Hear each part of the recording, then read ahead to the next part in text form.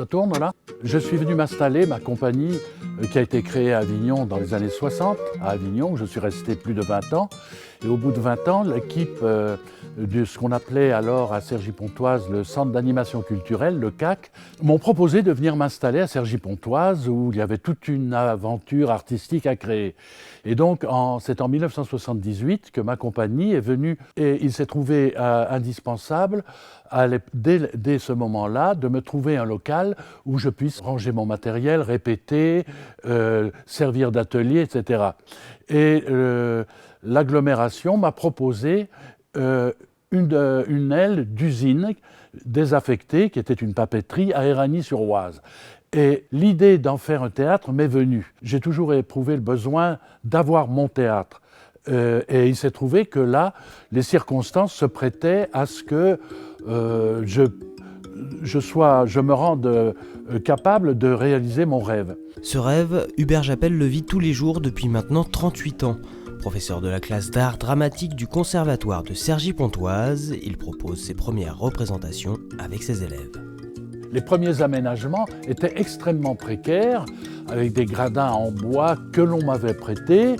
Et il est arrivé un moment où l'agglomération a décidé d'octroyer à ma compagnie une subvention exceptionnelle à laquelle s'est joint une aide de la Direction régionale des affaires culturelles, la DRAC, et le département du Val d'Oise nous a permis de réunir 1 500 000 francs pour aménager le théâtre tel qu'il est aujourd'hui. Ah, mais il faut plus rien, ce fouet! Qu'est-ce que je disais? Partons! Mais ne restez pas debout comme ça, vous allez attraper la crève! C'est vrai! Lieu de création, de représentation et de répétition, le théâtre de l'usine accueille aujourd'hui 10 000 spectateurs chaque année. Il accueille de nombreuses compagnies extérieures qui viennent travailler ici et propose même des spectacles hors les murs dans le Vexin. Une véritable volonté de transmettre le goût du théâtre à tous les publics, amateurs, néophytes, vieux, jeunes. C'est souvent que des groupes de jeunes visitent le théâtre, que nous rencontrons les jeunes, que nous leur parlons des œuvres. Et j'ai assez d'expérience pour affirmer qu'il ne faut pas baisser le niveau, mais l'élever et ne pas craindre de leur parler des choses les plus complexes de la vie. Il y a du répondant. Je veux dire, le public, il a l'intelligence qu'on a nous-mêmes.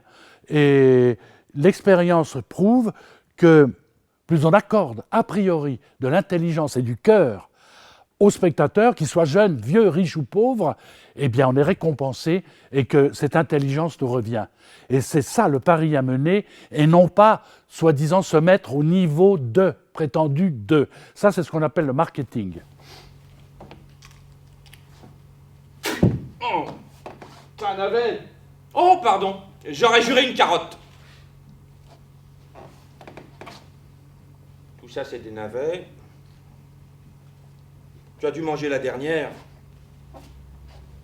Attends, ça y est. Voilà, mon cher. Disciple de Jean Vilar, Hubert Japelle est un passionné. Son credo, transmettre simplement les œuvres au plus grand nombre, à l'humanité.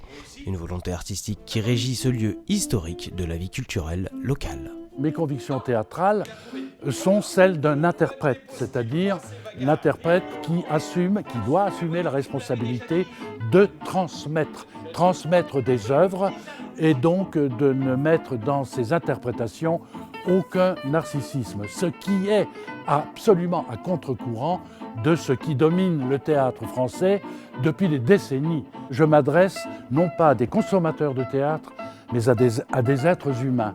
Une pièce de théâtre rend compte d'une expérience humaine.